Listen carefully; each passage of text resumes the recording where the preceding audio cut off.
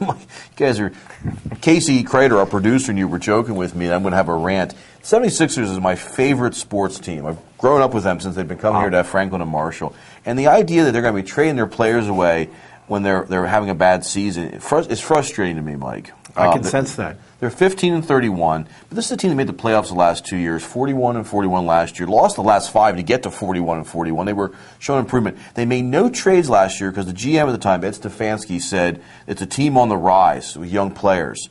So what changed? They still have all these young players. In fact, they added another young player and point guard Drew Holiday from UCLA. What changed? They brought in a new coach who doesn't know how to do rotations or play defense, had a Princeton offense that they've now abandoned.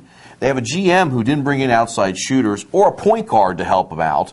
So I see some changes that come from the management side and coaching that have made this team worse. So don't trade Andre Iguodala because he's your best player. Now, granted, that's the best player on a bad team, but I think once he gets traded, which is what the big rumors are, we'll be looking back like we did with Charles Barkley. Now, granted, Andre's not an all-star. He's not been yet.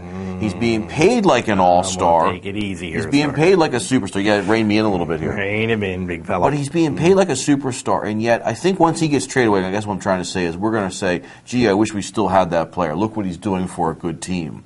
And the general manager, Stefanski, paid him too much 2 years ago. I guess he thought he was going to be a superstar, and he's never elevated that level. But if you look at his stat line throughout the night, he averages 17.5 points, about 4 assists, about 8 rebounds. He's 2 or 3 steals a game. He's very good across the board.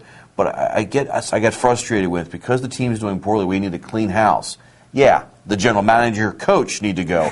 I think actually even Ed Snyder, who's one of the owners of the team, it's a 3-headed monster we got going on right now, guys.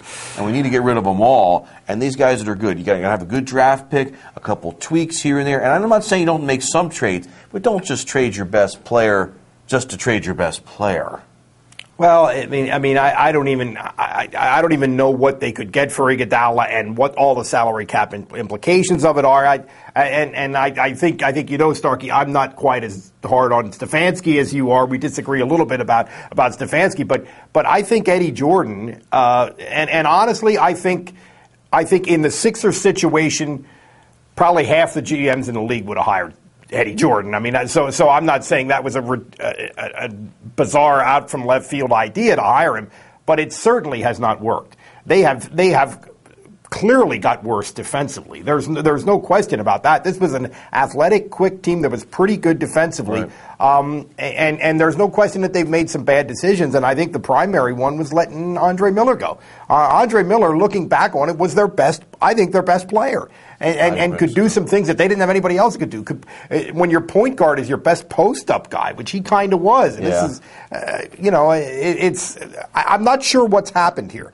2 years ago, you could be pretty optimistic about the Sixers, and without really tearing it up, bad things have happened since, and I'm not sure what to do about it.